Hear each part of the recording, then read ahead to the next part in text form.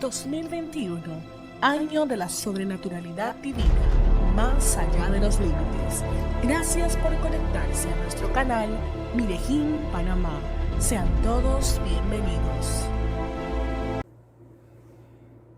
Muy buenas noches, amados hermanos y amigos, que el Señor les continúe bendiciendo en este día tan especial, día 18 de marzo del año 2021, el año de la sobrenaturalidad divina de Dios más allá de los límites, un año donde vamos a experimentar cosas que nunca antes hemos experimentado.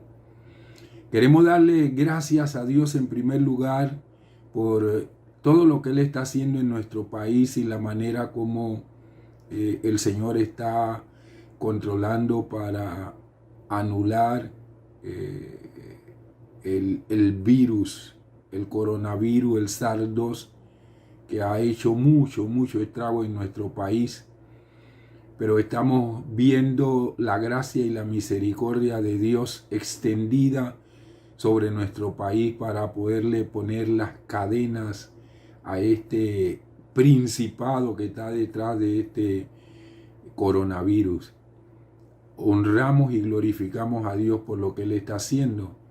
También queremos felicitar a las autoridades de salud que, puesta en las manos del Señor, hemos podido avanzar y toda la honra y la gloria se la damos a Dios. Bien, amados y amadas, quiero darle la más cordial bienvenida en esta noche a nuestro tiempo de estudio que hemos estado realizando por la gracia de Dios desde el año pasado.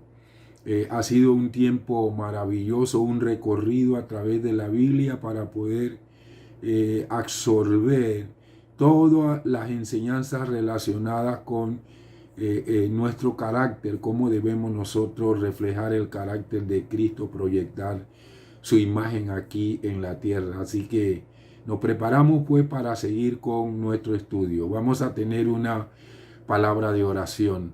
Padre, nosotros juntos queremos darte gracias por lo que tú estás haciendo en Panamá y en las naciones, Señor, poniéndole las cadenas, como tú mismo mostraste, a la gran imagen, al coronavirus, al SARS-2, para darnos un respiro y para terminar con la pausa que tú nos has permitido para trabajar en cada una de nuestras vidas y nuestra familia.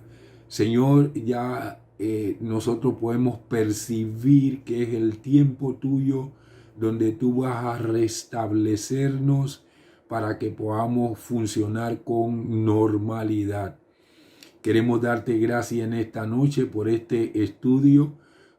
Tenemos la plena confianza que, como siempre, tu Espíritu Santo va a trascender, acomodando lo espiritual tuyo a lo espiritual nuestro, y que seremos edificados con tu palabra y fortalecidos en nuestro ser interior. Y que hoy, Señor, aprenderemos más acerca de tu persona, de la persona de Cristo y de tu voluntad y de tu propósito. Por eso, de antemano, queremos darte toda la honra y la gloria en el nombre precioso de nuestro Señor Jesucristo. Amén y amén. Bien, hoy damos un giro y vamos a hablar de algo que es uno de los pecados más destructivos, pero que a la vez es uno de los pecados más difícil de poder identificar en cada una de nuestras vidas. Voy a estar hablando en el día de hoy acerca del pecado de la avaricia. Nuestro Señor Jesucristo fue una persona muy balanceada y nunca estuvo inclinado hacia la avaricia, hacia los bienes terrenales. Siempre el Señor Jesucristo estuvo declarando los beneficios que tenemos nosotros cuando realmente nuestras prioridades están en el reino de los cielos. Así que vamos a ver entonces el pecado de la avaricia. El diccionario de la Real Academia define la palabra avaro de esta forma: que reserva, oculta o escatima alguna cosa. La avaricia es el afán desordenado de poseer y adquirir riqueza para atesorarlas. Y la palabra codicia define el apetito desordenado de riqueza y el deseo vehemente de algunas cosas buenas. Estas definiciones describen un pecado corriente en todos los niveles de la humanidad, tanto en jóvenes como en ancianos, en pobres como en ricos. Los pobres pueden ser ávaros, como los ricos también pueden ser ávaros. La palabra griega que se utiliza para codicia es pleonexia, que se traduce pues como, se puede traducir como codicia, ambición o avaricia. Es la que aparece en el versículo número 15 de Lucas capítulo 12 y en otro pasaje de la palabra de Dios. Esa palabra pleonexia describe el afán de tener siempre más, en realidad más de lo que necesitamos o nos corresponde. También existe la palabra filargio, que aparece en Lucas 16:14 y en 2 Timoteo 3:2 para describir a la persona que ama el dinero. Allí aparece que lo siguiente: los fariseos que eran ávaros, ¿ve? Aparece aquí la palabra avaro. Eso está basado en el vocablo griego filargiros. Y dice, los fariseos que eran ávaros oían todas estas cosas y se burlaban de él, o sea, de Jesús. Y en segunda Timoteo 3:2 dice, porque habrá hombres amantes de sí mismos y del dinero. Oiga esto, en los tiempos que vivimos hay seres humanos que se aman a sí mismos y al dinero. ¡Wow! ¡Qué tremendo! Al pie de la letra significaba amante de la plata. Es la persona que ama el dinero y las cosas materiales. Las escrituras presentan este materialismo radical como una de las grandes señales de los últimos tiempos.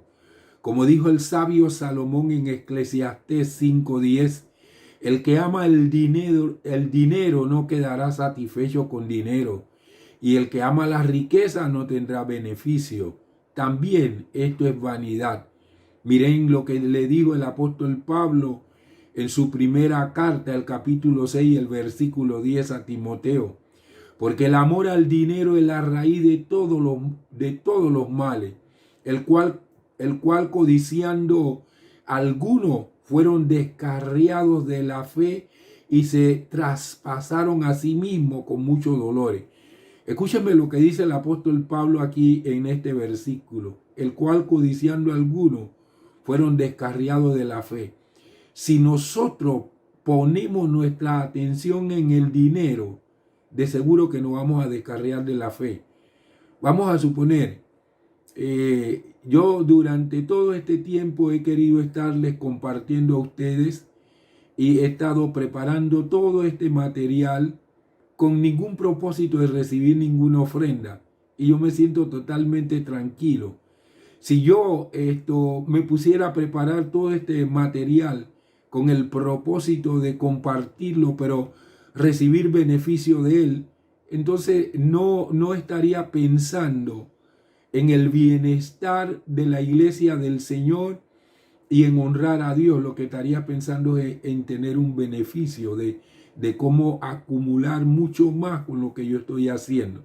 Ahí es donde nosotros tenemos que tener cuidado, porque el amor al dinero, cuando nosotros hacemos las cosas con el fin de ser supuestamente bendecido con lo económico, o sea, con el dinero, el amor al dinero es la raíz de todos los males, el cual codiciando a alguno, teniendo un deseo desmedido de tener dinero en todo lo que se hace, fueron descarriados de la fe y se traspasaron a sí mismos con muchos dolores. ¡Wow! ¡Qué palabra tan tremenda! Pero miremos lo que dice 2 Timoteo capítulo 3, versículo 1 y 2. Le dijo el apóstol Pablo: también debes saber esto, que en los últimos días se presentarán tiempos difíciles, porque habrá hombres amantes de sí mismos y del dinero. Estamos en esos días, estamos en los últimos días, tiempos difíciles. Gente que se ama a sí mismo y al dinero. Amados y amadas, pocos pecados tienen fruto tan amargo como este. Mi disertación del día de hoy la voy a desarrollar en dos aspectos que yo considero totalmente esenciales. El primero, un concepto falso de la vida. El segundo, el concepto verdadero de la vida. Vamos a ver este primer punto, un concepto falso de la vida. Está sustentado por Lucas capítulo 12, versículos 13 y 14, que a continuación la palabra de Dios dice así: le dijo uno de la multitud: maestro, dile a mi hermano que reparta conmigo la herencia. Y él le dijo: hombre, ¿quién me ha puesto como juez o repartidor sobre ustedes? Estos dos versículos son impresionantes, amados hermanos. ¿Para qué? Para darnos cuenta del concepto falso de la vida. Jesús fue bruscamente interrumpido por un hombre mientras enseñaba a un grupo de personas, casi al final ya de un día de gran actividad. Aquel hombre quería que el Señor le sirviera de árbitro en una pelea familiar por cuestiones de herencia.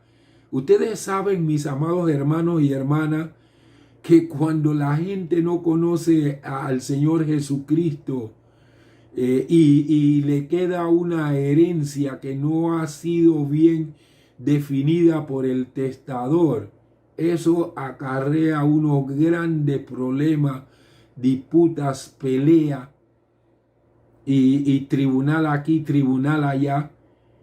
Siempre ha habido problemas con las herencias que no son bien determinadas para su repartición después que se muere el testador. Aquel hombre quería que el Señor le sirviera de árbitro en una pelea familiar por cuestiones de herencia. Jesús había estado explicando solemnes verdades acerca de la necesidad de confesarlo a Él delante de los hombres, de la forma en que Dios nos ayudaría y de la bendita recompensa que recibiríamos. Sin embargo, la mente de aquel hombre se hallaba totalmente ajena a todo aquello. Solo podía pensar en la herencia de su padre y en su idea de que su hermano le estaba haciendo trampa.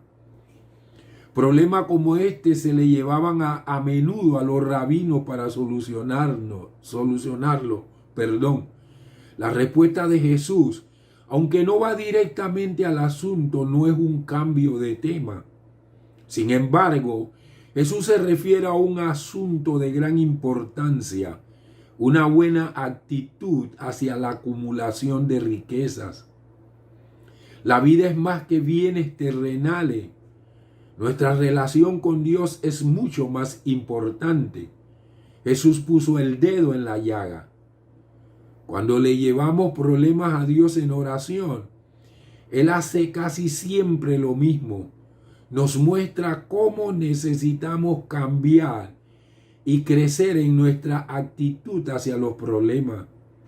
Muchas veces esta no es la respuesta que buscamos, pero es más eficaz en ayudarnos a encontrar la mano de Dios en nuestras vidas. ¿Qué reacción tuvo Jesús ante la petición de aquel hombre? Posiblemente aquel judío fuera un hermano menor que no podía perdonar a su hermano mayor por haber recibido una doble porción en la herencia paterna. A primera vista parecía una queja justificada. Jesús habría podido responderle con una explicación directa de los pormenores y méritos del caso. Sin embargo, se negó a ser de juez, con lo que no estaba manifestando indiferencia alguna a las reclamaciones justas de los seres humanos. Sencillamente estaba declarando que no quería invadir el campo de las autoridades legítimas constituidas para manejar aquellos asuntos. Las disposiciones legales para solución de los problemas relacionados con las herencias han existido desde tiempos inmemoriales, siempre paralelas al derecho mismo de herencia. Jesús enseñó principios de justicia, misericordia y amor, pero se negó a obligar a los hombres por la fuerza a aplicarlos. Antes que la actuación exterior está la transformación del corazón, que es mucho más importante. Sería bueno que aquellos que tenemos que aconsejar a otro pensásemos en esta actitud de Jesús cuando tengamos casos así. Con demasiada frecuencia tendemos a juzgar y a indicarle a las personas lo que deben hacer. Debiéramos hacer lo que hizo Jesús. Jesús pudo haberle dicho lo que tenía que hacer. No se lo dijo. Está bien establecido lo que hay que hacer. Cuando hay problemas con la herencia hay que ir al juez. ¿Para qué le iba a explicar el Señor Jesucristo que tenía que ir al juez? Eso es tácito y sobreentendido. Cuando la gente viene a nosotros debemos actuar como actuaba el Señor Jesucristo. Por ejemplo, hay un código de la familia que nos prohíbe a nosotros los pastores encubrir cuando hay casos de violencia doméstica. Si a mí viene una mujer y me dice, mi esposo me está golpeando, aunque sean creyentes, ¿saben qué yo hago? Inmediatamente yo le digo, hija, por cuestión de ley, usted tiene que ir al ministerio de la familia y hacer la denuncia de esto. Yo no me voy a poner a aconsejarle porque hay un mandato establecido de que nosotros tenemos que canalizar esos casos hacia la ley. Ah, no, hermano Leslie, usted no es espiritual. Sí, soy espiritual porque estoy acatando las leyes del país. A veces ahí es donde está el problema, que nosotros tentamos a Dios, porque nosotros creemos que tenemos las soluciones de todas las cosas y eso no es cierto. Mira, el Señor Jesucristo, yo sé que Jesús, al oír ese hombre hablar, él que no había que decirle lo que la gente pensaba, él tenía que saber más o menos lo que estaba pasando allí. Sin embargo, Jesús no quiso hacer las veces de juez. Nosotros sí queremos hacer las veces de juez. Así que nosotros con demasiada frecuencia tendemos a juzgar y a indicarle a la persona lo que deben hacer. Trate de conducir a las personas al Señor y de conducirlas al conocimiento de la palabra de Dios en vez de su propia opinión, que está influenciada por la manera como ustedes lo criaron, la criaron, por la manera como usted se desarrolló dentro del ambiente que creció. ¿Cuál era la causa básica de aquella disputa familiar? ¿Cuál era la causa básica de aquella disputa familiar? A continuación, Jesús centró su atención en la verdadera causa básica de aquellas diferencias familiares. ¿Sabe cuál es la causa básica? La codicia. El deseo desmedido de poseer. Los problemas externos son síntomas de que no se han resuelto algunos problemas internos mucho más profundos. Entonces Jesús, en vez de estar aconsejando superficialmente, se fue a la raíz que había en el problema. El problema era la codicia. Y cuando hay pecados como la codicia que son difíciles Es muy difícil para el que tiene este mal poder, ¿cómo es?, descubrirlo. Así que los problemas internos son síntomas, los problemas externos son síntomas de que no se ha resuelto algún problema interno mucho más profundo. Miren lo que dice Lucas 6:29. Al que te hiera en la mejilla, preséntale también la otra. Y al que te quite el manto, no le niegues la túnica. Porque hay que estar en una disputa, en una pelea por cuestiones de herencia.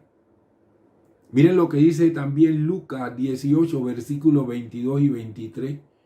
Jesús, al oírlo, este es un hombre rico. Mire cuál es la situación en el corazón. Jesús, al oírlo, le dijo, porque el hombre le dijo, el Señor Jesús le dijo, necesita guardar esto y esto y estos mandamientos. El hombre dice, desde mi juventud lo he guardado. Jesús, al oírlo, le dijo, aún te falta una cosa. Vende todo lo que tienes y repártelo a los pobres, y tendrás tesoro en el cielo, y ven, sígueme. Entonces él, al oír esta cosa, se entristeció mucho, porque era muy rico. ¿Cuál era el problema de la riqueza? No, el problema de la riqueza. No, el problema de él no era la riqueza, era que sus pensamientos estaban puestos en esas riqueza para aceptar un tesoro del cielo. Él amaba esa riqueza.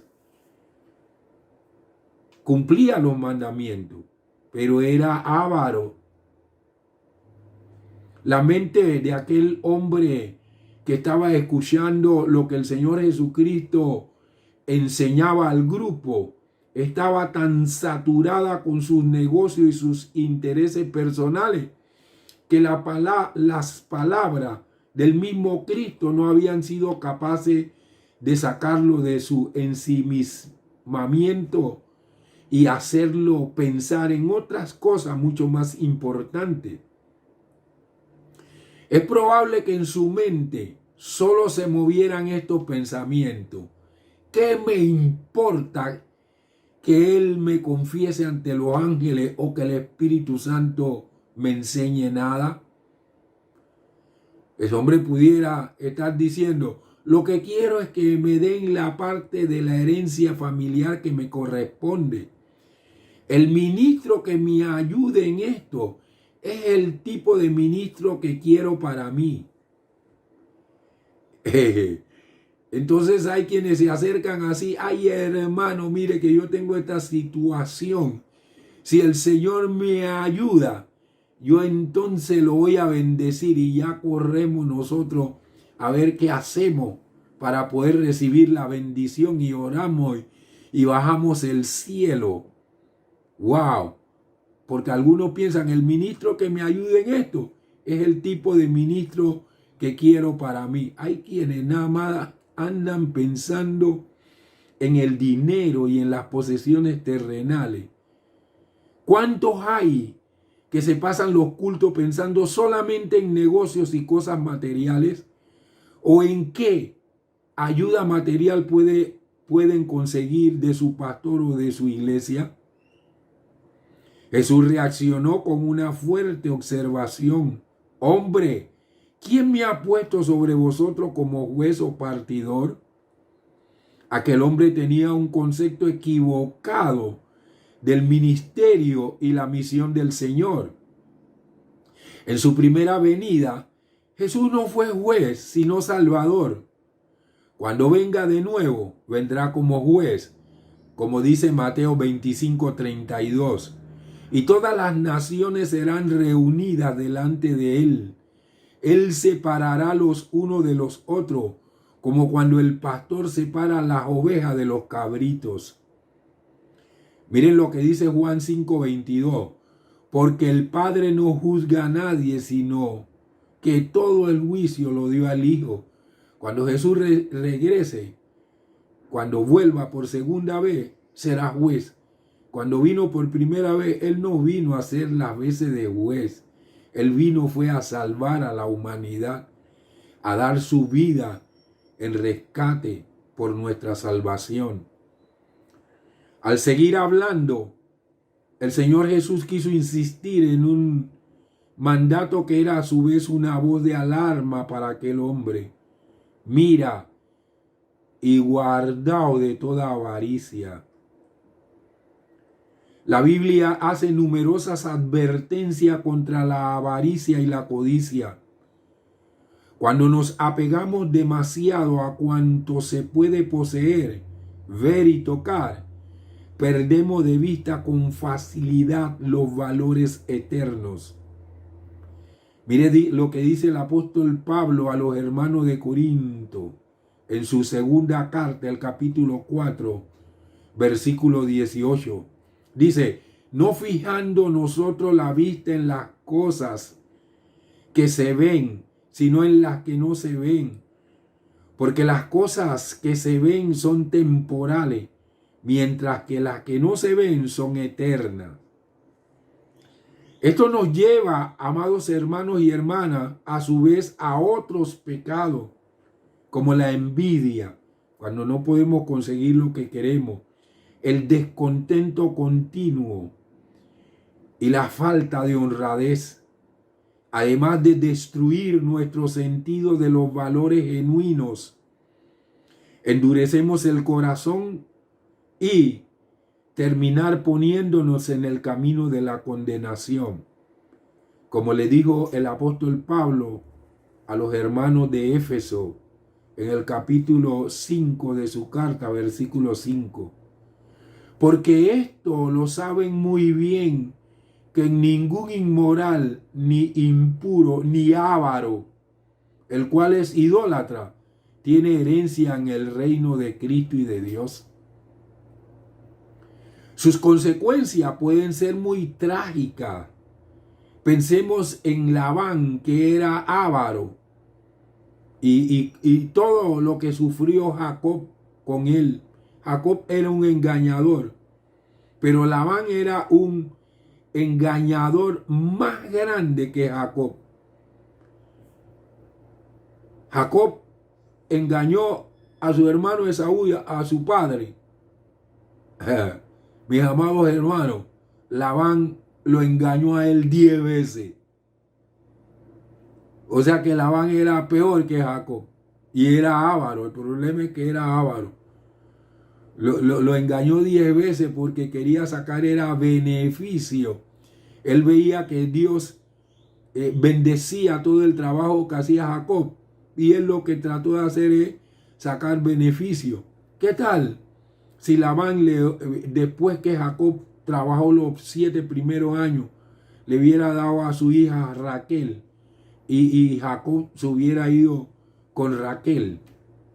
O le hubiera trabajado otros 7 años y después se hubiera ido con su hija Raquel. No, él le dio a Lea primero. ¿Tú quieres a Raquel? Trabaja 7 años más. Y después que le dio a Raquel, le dijo, ¿tú quieres ser bendecido? Trabaja 7 años más. Y lo puso a trabajar 21 años. Supuestamente. Pero a los 20, Jacob partió de esa tierra. Vamos a ver lo que dice Génesis capítulo 31, versículos 41 y 42. Dice Jacob, así he pasado 20 años en tu casa. 14 años trabajé por tus 2 hijas y 6 por tu ganado. Y tú has cambiado mi salario 10 veces.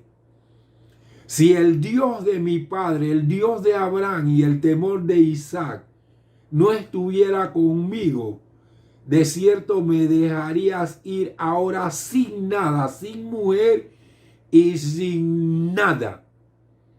Pero Dios ha visto mi aflicción y el duro trabajo de mis manos. Por eso te reprendió anoche. ¡Wow! Miren eso, miren lo que es la avaricia. Santo Dios. Vamos al segundo punto, amados y amadas. El concepto verdadero de la vida. Este punto está basado en Lucas capítulo 12, versículo 15.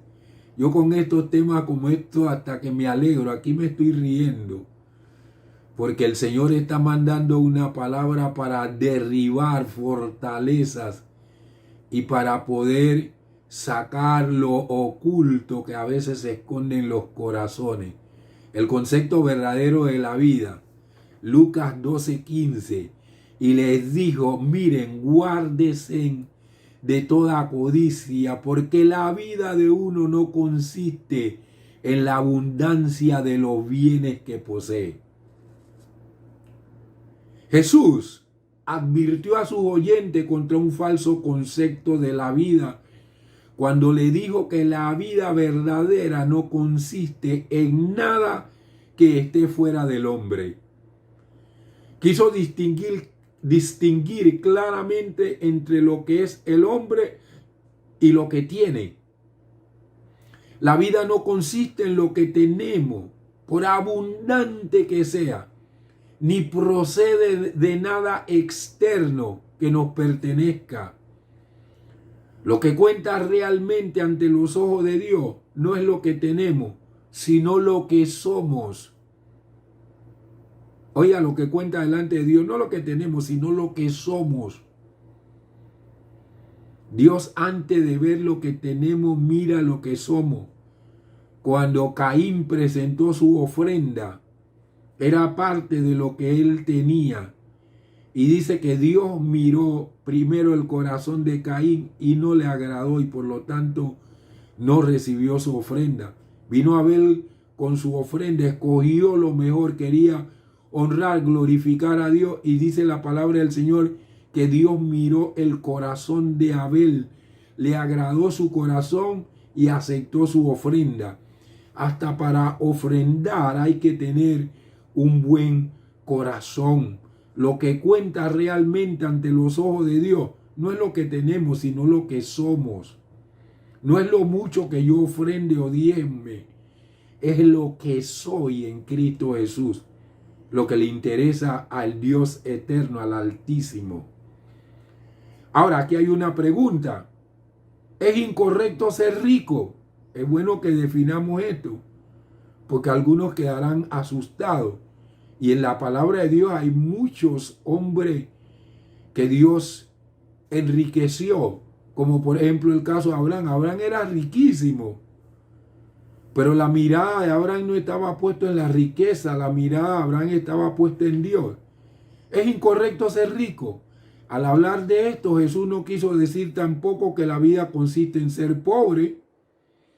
La riqueza en sí mismo no es mala, sino que se vuelve mala en el mismo momento en que se convierte en la finalidad y la meta total de la vida.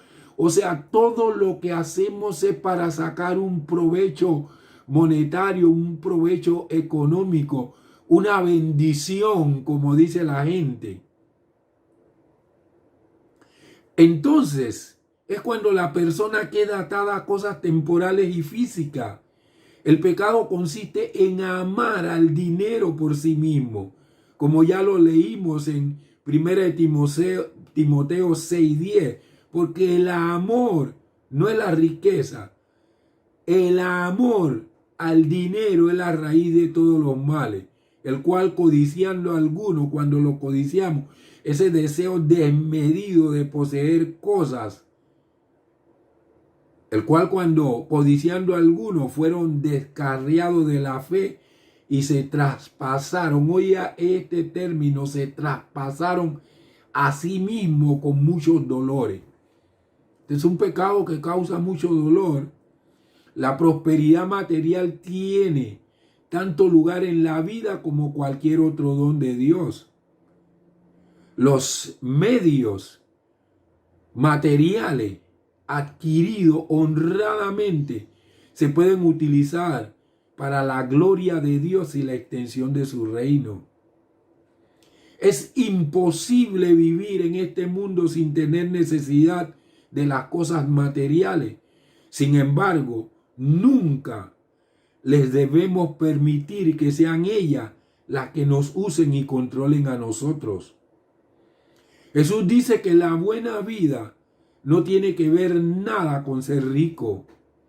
Es exactamente lo opuesto de lo que por lo general dice la sociedad.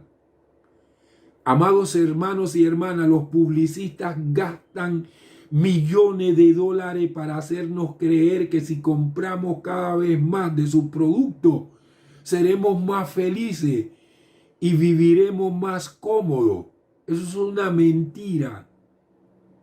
Es una mentira. Entonces nosotros nos abocamos a adquirir cosas que a veces no necesitamos por causa de la propaganda, por causa de la publicidad. Y tenemos un equipo y hay una publicidad de un equipo que habla mejor, que es mejor. Ya nosotros no queremos el equipo que tenemos, queremos uno nuevo. Eso es codicia. Ahora, si nosotros tenemos un equipo de transmisión, por ejemplo, para extender el reino de los cielos y se ha quedado obsoleto y queremos conseguir uno nuevo, bueno, eso es un fin para la gloria de Dios. La cosa es cuando nosotros, sin ningún objetivo específico, queremos las cosas, nada más que por la publicidad, por la propaganda. Entonces, por eso es que los publicistas se gastan millones de dólares, porque ellos quieren que nosotros creamos que cuando compramos sus productos, nosotros seremos más felices y viviremos más cómodos. No se deje manipular por la publicidad, por la propaganda. Quiero hacerle una pregunta. ¿Cómo reacciona usted ante la presión constante del consumo? Aprenda a desechar las seducciones, porque eso son seducciones. Aprenda a desechar las seducciones, costosas, y concéntrese en lo que en realidad es bueno en la vida. Vive en comunión con Dios y haga su obra. Él se encargará de darle todo lo que usted necesita mientras nosotros nos encargamos del reino de Dios, de su obra. Él se encarga de nosotros. Yo soy testigo de ello. La riqueza y las posesiones materiales eran cosas secundarias para Jesús. No es que Jesús no tenía fondo. Judas podía robar porque la bolsa del Señor Jesucristo tenía muchos recursos. No es que él no tenía. Sin embargo, él nunca peleó con Judas cuando se robaba el dinero. Era su dinero, no el de Judas. Judas se lo robaba y Jesús nunca peleó con Judas. O sea, porque las riquezas y las posesiones materiales eran cosas secundarias para Jesús. Él siempre puso la vida por delante de las propiedades. Veía en un niño pequeño, un enfermo, una madre angustiada o una multitud sin pastor y se conmovía lleno de compasión. Su primer interés eran los trabajos, cuidados, gozos, angustia y necesidades de los seres humanos. Para él los objetos materiales y el dinero nunca fueron cosas por las que valiera la pena pelear. Mire lo que dice el apóstol Juan en su evangelio, el capítulo 6, el versículo 27, citando las palabras del Señor Jesús. Así dijo el Señor: trabajen no por la comida que perece, sino por la comida que permanece para vida eterna, que el Hijo del Hombre les dará. Porque en este, o sea, en el Hijo del Hombre, Dios el Padre ha puesto su sello. Quiero referirle un cuento, una historieta. Preste atención a esto. Y cuando nosotros nos apegamos a las posesiones que tenemos, ay Dios mío, lo que nos cuestan después. Esta historieta, este cuento, nos ayuda a entender a veces lo que pasa con nosotros. El nuevo balón de fútbol ya no estaba donde había quedado un momento antes. El niño había entrado a la casa a cenar. Se había olvidado de recogerlo y ahora no aparecía. Con la esperanza de recuperarlo, padre e hijo recorrieron a pie todo el vecindario. Si tenían suerte, verían algún grupo de niños jugando con él y lo recuperarían. No vieron nada, pero mientras caminaban, ambos sintieron la pena de haber perdido algo. Aquel balón que les prometía horas y horas de diversión juntos había desaparecido de su vida. El cuento tiene un final feliz, porque al regresar a la casa se dieron cuenta de que había quedado escondido entre unas plantas de adorno que había en el frente de la casa vecina. Alguien le había dado un puntapié y allí había ido a parar. Lo más importante de todo fue que tanto el padre como el hijo se dieron cuenta de que las cosas que más estimamos en la tierra son pasajeras y pueden desaparecer en cualquier momento. Así comprendieron que es sumamente absurdo apegarse a ella. ¿En qué consiste la vida verdadera? Bien, para terminar, quiero hablarle de lo que es la vida verdadera. La vida verdadera no excluye el aspecto físico. Hay una existencia física que vale más que todas las posesiones materiales. Ninguna de ellas puede mantener viva a la persona. Con todo, la vida va más allá de la simple existencia física y que los placeres de los sentidos. La vida es la personalidad, es lo que un ser humano representa ante los ojos de Dios cuando queda despojado de todo cuanto tiene. Aunque la vida de un ser humano consiste en todo lo que sabe, hace y ama, la vida verdadera viene de Dios, produce una satisfacción inalcanzable por otros medios y no está limitada a este mundo. Jesús dijo que Él mismo era la vida y que su misión era dar vida. Yo soy el camino, la verdad y la vida, dijo en Juan 14:6. Pero miremos lo que dice Juan 10:10. El ladrón no viene sino para robar, matar y destruir. Yo he venido para que tengan vida y para que la tengan en abundancia. Miremos lo que dice Juan 11:25. Jesús dijo: yo soy la resurrección y la vida. El que cree en mí, aunque muera, vivirá. Miremos lo que dijo el apóstol Pablo en Romanos 5:21. Para que, así como el pecado reinó para muerte, así también la gracia reine por la justicia para vida eterna por medio de Jesucristo nuestro Señor. Miremos lo que dijo el apóstol Pablo en 2 de Timoteo 1:10. Y ahora ha sido manifestada la aparición de nuestro Salvador Cristo Jesús.